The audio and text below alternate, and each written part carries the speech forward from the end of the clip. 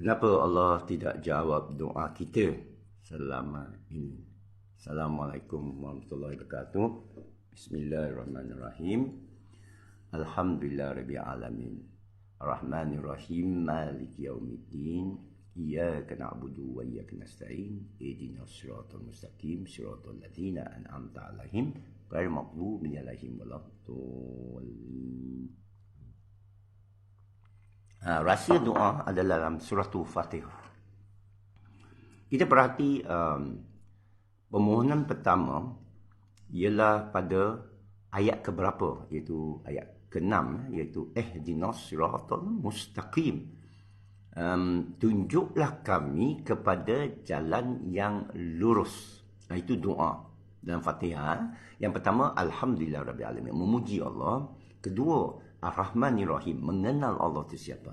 Ya. Ketiga, Malik Yaumiddin, mengetahui apa Allah akan lakukan kepada kita, iaitu pada hari kita dihitung dan dialah Raja. Ya. Sambung dengan mengenal Allah tadi.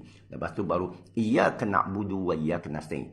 Tahu hubungan kita dengan Allah, iaitu hanya kepada Engkau kami pilih untuk sembah, untuk hambakan diri, dan hanya kepada Engkau kami minta pertolongan. Makna hanya Dia yang berhak memberi pertolongan dan hanya kepada Dia kita harapkan pertolongan. Baru doa ihdinas siratal mustaqim.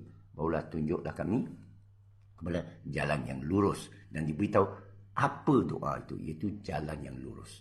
Ya, betulkan diri kita. Jadi dan siratal ladzina an'amta 'alaihim ghairil maghdubi 'alaihim waladdallin, itu ialah jalan yang mereka diberikan nikmat. Jadi kita kena tengoklah nikmat. Ya? Bukan mereka yang datang murka, iaitu menurut ulama, iaitu mereka yang, atau ayat-ayat lain kalau kita pergi mutasyabihatkan, mereka yang dikatakan mengetahui, dia kenal Allah, dia kenal Nabi, tapi tak amalkan, tak menurut, tak ikut cara dia. Dia nak ikut cara dia. Waladdallin. Dan mereka yang sesat, iaitu dia nak sangat ikut, dia nak sangat sayang Allah, tetapi tak ada ilmu, tak tahu cara dia, tak tadabbur ayat Allah Al-Quran. Ya. Saya kata ini kerana baru tadi saya sedar, saya tertanya soalan. Ada sekian doa Allah berikan kepada saya terus dari arah tak duga, dan dengan penuh yakin. Ada berapa peristiwa dalam hidup memang Allah jawab dalam keadaan yang tak ada siapa boleh bantu. Ya. Dan ada keadaan yang kita minta, kita rasa Allah tak jawab. Jadi di mana kita kata kriteria dia, apa yang membezakan doa ini dengan doa itu? So, pertama, seperti biasa saya akan analisa, saya akan berfikir, dan saya dapati ada satu ciri dalam doa yang Allah jawabnya. Contohnya bila saya nak cari Allah, saya nak cari kebenaran, masa saya belum Islam dan keluarga saya porak-poranda berpisah, saya buat doa walaupun tak tahu siapa Tuhan. Saya kata, jika Engkau wujud, dan Allah jawab. 6 bulan kemudian saya diberi hidayat, alhamdulillah, memeluk Islam. Tapi itu permulaan perjalanan, kerana tidak adalah saya Mahdi macam tu. Mahdi bermakna sudah diberi petunjuk. Ni saudara-saudara diberi petunjuk ni, dia memeluk Islam. Tidak. Ketika itu, kerana lepas itu, bukan kita kembali kepada Allah terus, bukan kita mati terus pergi masuk syurga. Masih ada berjuang, masih boleh bikin dosa, masih perlu bertaubat, masih perlu mengaji. Lalu doa saya yang kedua ialah saya nak mengenal tentang Allah. Nak tinggalkan segalanya, tinggalkan keluarga angkat, tidak ada sumber wang. Sekejap saja. Saya perhati bila saya dapat di Pelawa masuk Pekim, secara terserempak, diberikan RM150 sebulan, dapat asrama. Setahun itu saya dah kenal pejuang Arkam, lebih mendalami tabligh, tarikat, kenal Anwar Ibrahim, Fadlul Ilmu saya kenal, keluarga angkat saya Nazrul Azhari, orang Kelantan. Jadi yang Pelawa saya terus duduk mereka. Jadi terpaksa kita renung balik. Tak tersangka, dan semestinya doa Yang dua tadi tu. Doa ketiga saya, yang saya jelas sebentar, ialah masa nak dapatkan isteri. Kita ikhtiar sini, ikhtiar sana. Kita doa, mintakan dengan Allah. Allah berikanlah pendekkan cerita. Jadi, saya nak fikirkan balik, ada kala saya doa sesuatu, lepas tu masa anak tak boleh keluar dari hospital, doa minta duit, pendapatan. Maksud saya kena pecat pula. Allah ada sebab, ada hikmah menutup satu jalan supaya buka lagi satu jalan. Jadi kita sentiasa sabar, redha. Jadi Fatihah ni kita boleh renung, makam kita ni kena seperti mana dalam ayat Al-Fatihah tadi. Yang mesti sama dalam keadaan itu. Iaitu keadaan ubudiyah. Kita mengenal kita ni hamba. Dan rahsia paling dekat ialah betul-betul bercakap dengan Allah. Ya. Macam mana betul-betul bercakap dengan Allah? Dia kena mengenal Allah. Ya. Tadi saya ada buat kat TikTok tu, cara kita mungkin silap doa tu. Tengok ya, saya bila kita Allah bagi kesedaran sesuatu, tadi saya sedar sesuatu itu ialah solat tu, Nur Buya Syakur dan juga Moses PhD, ialah perhubungan antara dua pihak. Perhubungan, dan dia bukan Allah, dia mana-mana dua pihak. Solu ala Nabi ya. Jadi saya sedar bahawa kualiti cara kita hubung dengan Allah, ya, iaitu kita benar-benar bercakap. Contoh, saya bagi contoh, kita bercakap dengan orang. Lepas tu kita cakap dengan kenalan. Kita cakap dengan orang rapat dengan kita, keluarga kita. Lepas tu kita cakap dengan kekasih kita, rapat dalam hati. Dengan bercakap dengan Allah. Allah tu mesti di atas, tetapi tidak. Kita hanya kata di lidah saja. Oh, Allah paling tinggi semua. Tapi tanya diri dengan elok. Jadi saya cuba nak sampaikan kat TikTok tadi, terlupa hakikat ini. Saya cuma kata kita ubur dia, kita minta hanya dengan dia, kita mengenal dia. No. Saya miss point tu. Iaitu really asking. Betul-betul memohon dengan Allah. Orang yang betul memohon dengan Allah, keadaan dia macam mana? Dia bukan senang nak dicapai. Tapi dia boleh kata senang, tapi kerana dia senanglah payah. Apa yang senang tu? Itu minta dengan dia betul lah. Minta dari daku, niscaya aku kurniakan. Banyaklah pecahan tu, minta hanya daripada aku. Ia kena saya ni, hanya kepada engkau kami minta tolong. Jangan kita minta dia tapi dalam hati kita, orang lain boleh tolong ni. Tak boleh lah. Orang lain ni bila kita minta tolong tu, dia bersih hati dia. Dia tahu hanya Allah yang membantu. Dia di sini hanya dalam alam fana, alam syariah, alam asbab. Dia bukan alam hakikat. Hakikatnya hanya Allah. Kalau kamu perlu pertolongan, ketahuilah Allah tu hampir. Pertolongan kami hampir. Dalam Bible ada cerita dalam Bible. Orang Kristian bila disiksa, sebelum Kristian, sebelum Isa datang, orang Yahud lah. Bani Israel kan selalu disiksa kan itu. Ditindas kan. Ya, Bani Israel ditindas di Mesir, dihalau orang. Pasal apa orang halau Yahudi ni?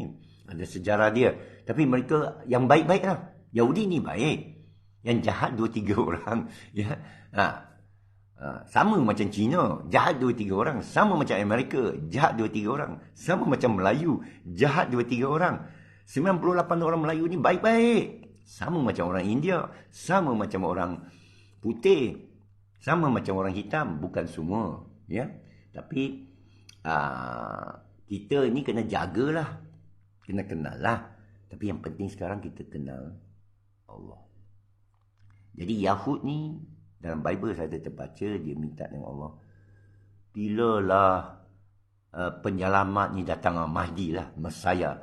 Bilalah penyelamat ni datang. Jadi Allah jawab dalam Quran, ketahuilah, beritahulah mereka, aku hampir. Al-Karim. Nasrullah Al-Karim. Pertolongan Allah hampir. Mana ni? Mana pertolongan Allah ni? Bermakna kita terhijab, kita buta. Cuba perhati, cuba renung. Itu sebab bertafakur, renung, amat penting lah. Renung dulu renung. Betul tak Allah dah bantu saya? Mungkin aku terlepas pandang. Mungkin aku tak sedar. Selama ni Allah hampir. Selama ni Allah sentiasa membantu saya. Dan rakan-rakan, dan jemaah, dan alam seluruhnya. Tapi jangan pergi jauh sangatlah. Diri dulu. Kerana masalahnya diri sendiri. Kerana ada Hawa. Bukan isteri, bukan Jauzah. Isteri Jauzah bermakna teman. Ya? Jangan ikut yang Bible. Bible kata itu isteri. Salah isteri pula. Ini salah Eve lah, Hawa. Adam and Eve. Adam dan Hawa. Tidak. Betul. Adam dan Hawa tapi bukan wanita tu. Bukan pasangan dia tu. Bukan wanita. Pasangan tu Korin. Kita kata syaitan, iblis. Surah Az-Zukhruf ayat 36. Allah kata bagaimana dia terjadi. Surah 36 ayat surah Az-Zukhruf. Apabila kamu berpaling daripada perintah Allah, keterangan Allah, ayat Allah. Adam lah masa tu. Dia pergi kepada As-Sajarah. Orang kata pokok. Tapi Dr. Hani Acan, bukan saya, Dr. Hani Acan mentafsir berbalah. Bila berbalah, itu dengan Hawa. Hawa itu buat kita berbalah. Jadi bila kita tengok manusia berbalah, kita diam. Surah Muzammil. So kita berdiam. Biar Allah menghukum mereka nanti. Tengok. Kalau kita ikut ayat-ayat tadi dan juga banyak ayat, kita tadabbur. Dan juga Alhamdulillah yang bawa saya mengenal ni melalui video, YouTube, melalui kenalan dengan orang. Saya jumpa manusia yang boleh beritahu saya ayat Allah tepat waktu tu, saya panggil dia wali Allah. Tak ada beritahu dia, nanti terangkat dia kan. Tapi saya kata ini wali Allah. Apabila kita dalam keadaan kucak-kacir kelang kabut, tak tahu apa nak buat. Bila datang seorang sahabat, dia beri nasihat. Mungkin tak sengaja, tapi apa dia cakap tu, dia sedar ini daripada Allah. Kita kena mengenal. Tak payah jadi sufi, tapi kita kena mengenal keadaan yang biasa sekeliling kita, mengajar kita sesuatu. Ya, kita jumpa orang susah, kita sedekah. Dia jual barang, beli saja barang dia, walaupun tak nak makan kerupuk. Beli saja, hadiah kepada orang. Bukan mahal sangat. Wajibkan diri bersedekah kepada banyak kakak lah. Semalam saya jumpa luar farmasi tu. Tanya daripada mana? Patani. Patani mana? Dia kata dekat Golok lah, mana Kota Baru lah. Ramai lah, kita tahu lah. Jadi, dia jual kerupuk, dia jual kacang ke, dia jual kuih ke. Beli. Itu wajib bagi saya lah. Bukan sangat. 5, 6 ringgit, 10 ringgit. Tak ada sangat. Tapi, maksud saya, amalan-amalan yang Allah letak dalam Qurannya, silaturahim, sedekah, bantu urusan Allah, ibadat ubudiyah kepada Allah, hanya kepada dia memohon, wajib bagi kita. Bertafakur, berfikir atas tanda-tanda Allah, wajib bagi kita. Ya. Dia selesaikan urusan kita. Intan sallallahu yansurkum wa yusabbih aqdamakum. Sesiapa bantu urusan dia, ini urusan dia. Ad-dinullah. Bercakap ni urusan dia. Kerana lepas tu Allah bantu saya balik.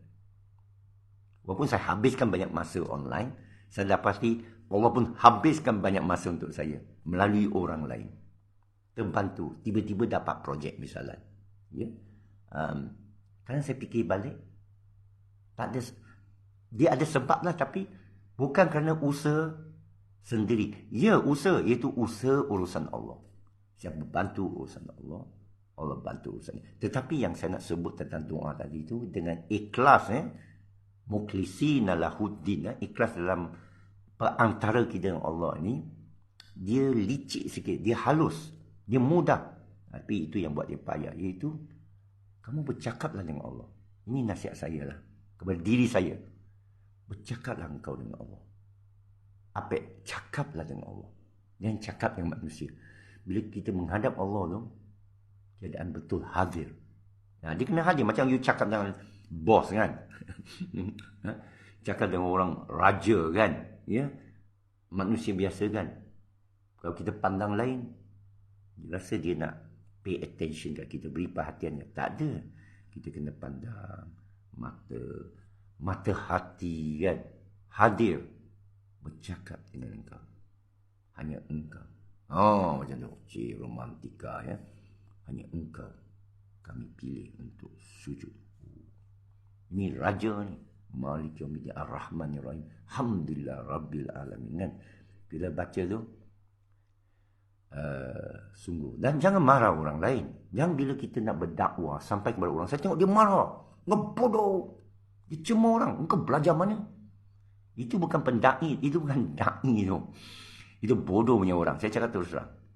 Saya kadang-kadang saya tengok komen macam tu dalam Facebook. Apa belajar mana? IT. Maaf cakap lah. Jangan saya cakap, saya cemooh dia pula. Cuba kita fikir. Apa ni? Itu satu.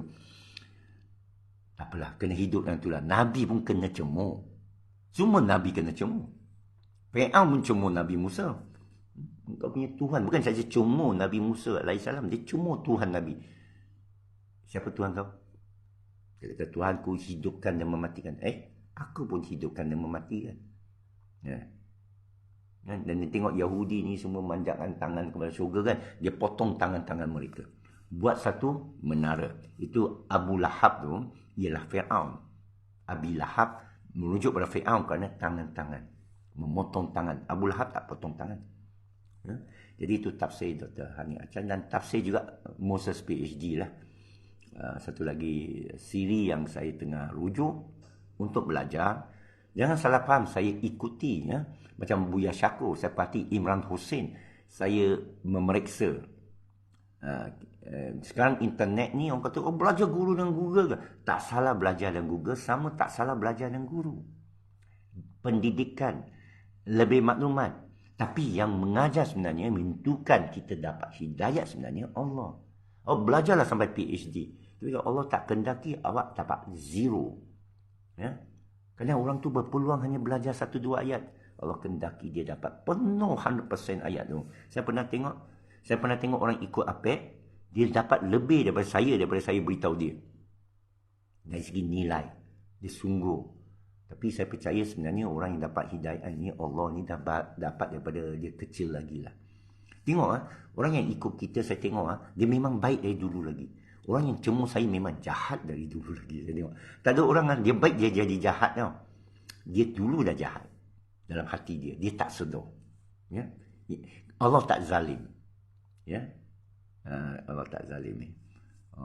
Jadi, ada orang dia rasa dia tak rapat dengan Allah. Ada orang rasa dia perlu mengaji. Itu sebab saya bagi sedikit. Tapi jangan ambil kata-kata saya siasat sendiri. Atau tak ada masa siasat, ambil kata-kata saya. Pertama, Allah suruh kita tadabbur Quran. Iaitu membaca terjemahannya. Ya? Bukan bahasa Arabnya kerana sudah diterjemahkan yang sahih lah. Kerana kitabim mubin. Kitabun mubin bermakna kitabnya, ayatnya jelas. Orang kata kalau tak ada guru boleh faham ke? Kalau tak ada Nabi boleh faham. Dari siapa engkau belajar tu? Siapa yang beritahu anda? Tanpa Nabi kamu tak boleh faham Al-Quran. Bukankah tugas Nabi, Rasulullah, hanya dia penyampai. Rasulullah bukan satu makam, satu kerja. Muhammadur Rasulullah. Macam saya kata dia postman, supaya orang faham itu kerja postman. Dia menghantar. Bukan postman tu hina. Mungkin dia hina, tapi kerja dia mulia. Dia menghantar. Orang pula kata saya menghina Nabi dah. Tugasnya hanya menyampaikan. Ada Rasul, ada Nabi. Waalaikumsalam. Awal lain ialah nak elak. Elak. Tak, terbangun awal kerana tertidur awal. Saya tertidur sejurus selepas maghrib. Tidur terus sampai sekarang. Alhamdulillah. Mungkin termakan keropok orang petani jual. Kita sedekah ya. Jadi kerana tertimbul satu perasaan pagi tadi, bukan pagi lah, 4 pagi, sebelum 4 pagi, tentang doa. Tadi saya buat TikTok tentang doa lah, tapi tertinggal ayat tadi. Apa ayat tadi? Cara kita cakap dengan Allah. Ada sesuatu. Dia mudah tapi payah nak bagi faham. Ya.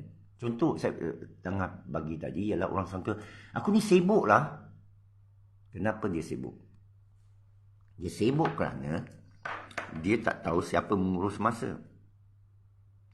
Allah baligul amri. Dia yang mengurus masa Allah. Bila kata hasbunallah ni'mal wakil, dia cukup. Sebenarnya tak ada sibuk lah. Kita sibuk benda yang tak datangkan hasil. Macam mana tahu mana datangkan hasil? Kita kena jual 15 perkara. Kita kena ketuk 15 pintu. Betul. Saya pernah ketuk 100 pintu tak buka juga kan. Kadang kita tak terketuk pintu tu buka. Mana? Dalam surah At-Talaq ayat 2 dan 3 lah. Wa may yattaqillah yaj'al lahu makhraja. Bila orang takut kepada Allah, bertakwa kepada Allah, sedar kepada Allah, pintu terbuka. Jadi kita tak payah ketuk pintu lah. Tak percaya?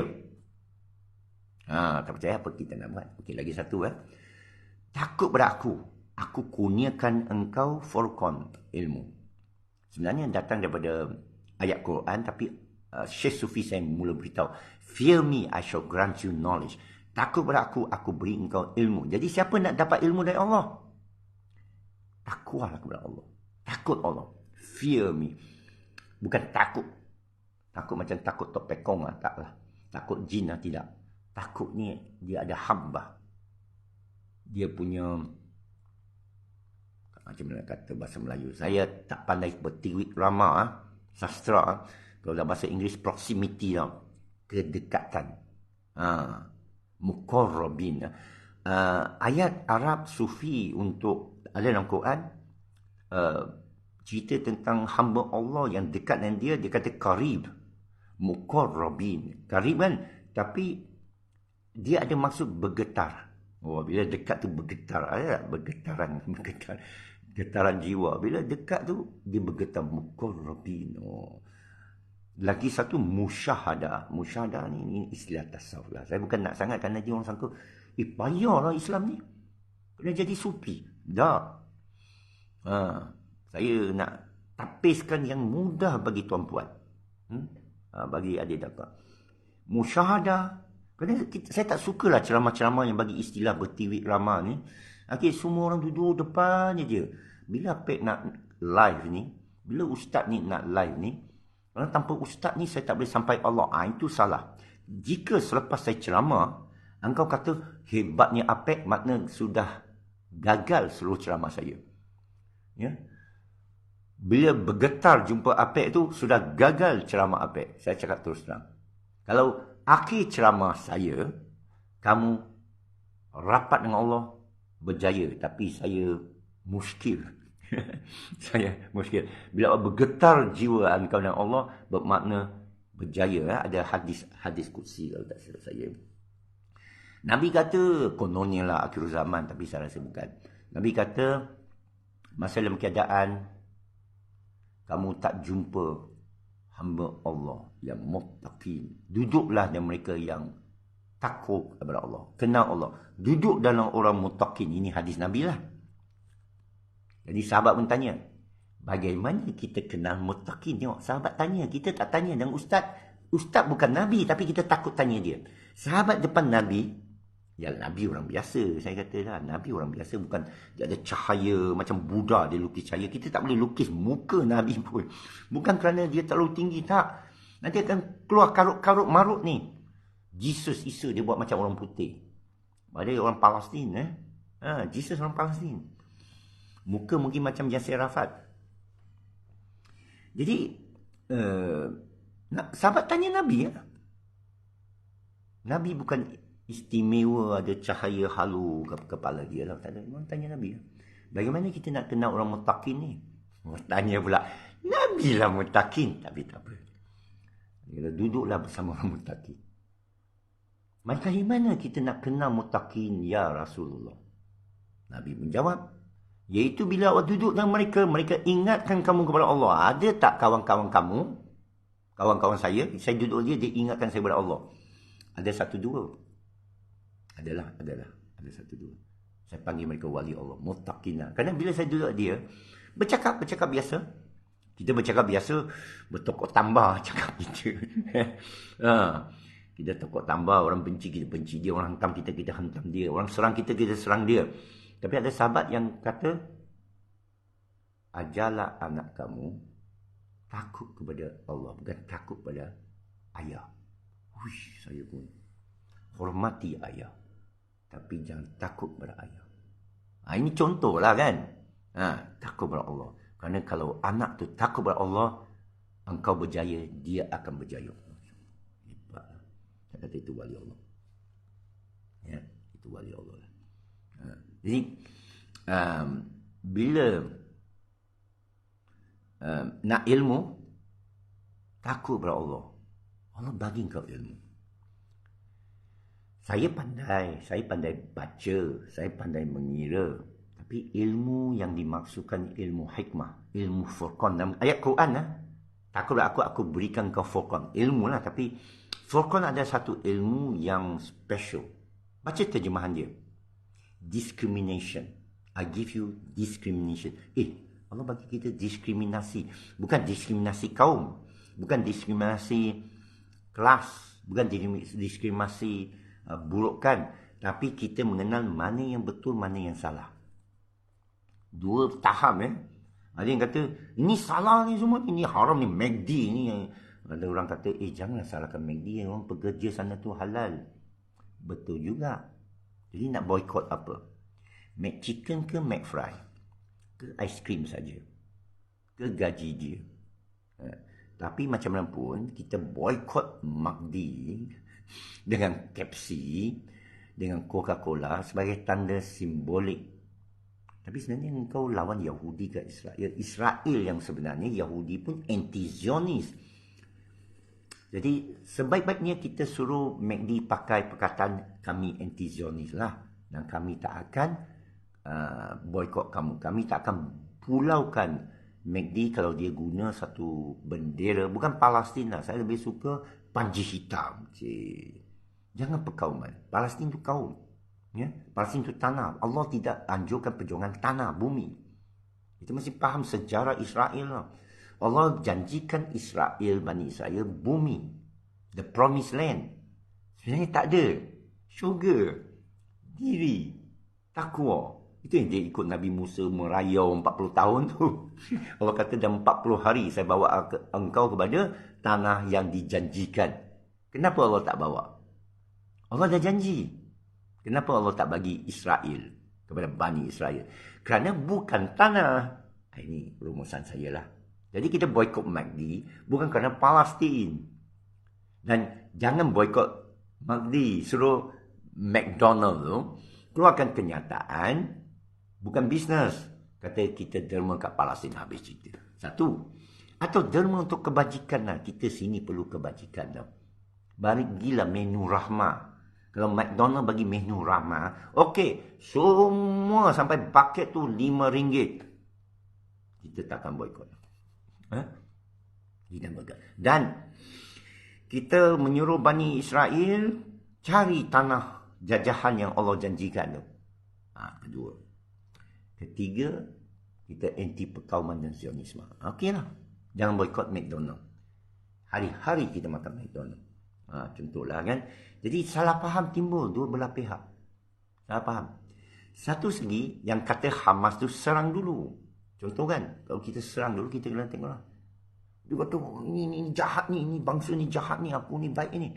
Nanti dulu engkau pergi serang dia pasal apa? Engkau pergi serang dia pasal apa? Dia jahat. Dia jahat, kita bersatulah. Kita bawa lah ke bangsa-bangsa bersatu. Kita berarak lah sampai kepada Tel Aviv. Kalau orang Islam pergi berarak, engkau tahu tak? Boleh pusing bumi 3 kali tau sebelum sampai. Dia ramainya umat Islam. 1.8 bilion. Jom, kita semua. Tak payah tunggu Imam Mahdi. Atau Imam Mahdi akan muncul apabila kita semua berarak ke Tel Aviv. Kena ban ni. Dia berarak di dataran Merdeka semalam di Bukit Jalil lah. Buat apa nak buat Bukit Jalil? You, babe, bro. Jantan lah sikit. Jom berarak ke Danau, Bukit Kayu Hitam, Myanmar dia tak bagi masuk, lalu China, sampai Tibet, sampai Afghanistan, sampai Syria, Iraq, Syria, Jordan, Israel. Awak sampai Myanmar je dia dah lari dah. Tak? Percaya tak? Senang kan? Kenapa kita tak buat? Kenapa tak terfikir? Itu yang kata takut kepada Allah. Allah bagi Furqan. Allah bagi pintu terbuka. Kerana kita doa, serabut Allah. Tolonglah sahabat kami di Palestin. Sebab tu doa ialah Allah satukan kami. Pendek aja 2 ayat. Satukan kami. Saya tengok doa panjang lah saya tunggu kat masjid kan. Menahan lapar saya tengok. Allah, bila nak make di sebelah KLCC ni kan. Tolong sahabat kita di Rohingya. Ya Allah, ansang ikhwani minal Palestin, minal Afghanistan, minal Pakistan, minal Kashmir, minal Moro, minal Patani, minal Indonesia, minal Malaysia, minal Putrajaya. Dia doa, saya kata kenapa dia tak pendekkan doa ni macam Nabi-Nabi pendekkan? Satukan kami. Walakinna Allah halafa bainahum. Cantik kan? Itu. Tapi sekarang masalah kita lah ya. Aku kat sini macam mana aku nak buat ni? Aku dah minta dengan Allah ni. Panjang senarai ni aku minta ni.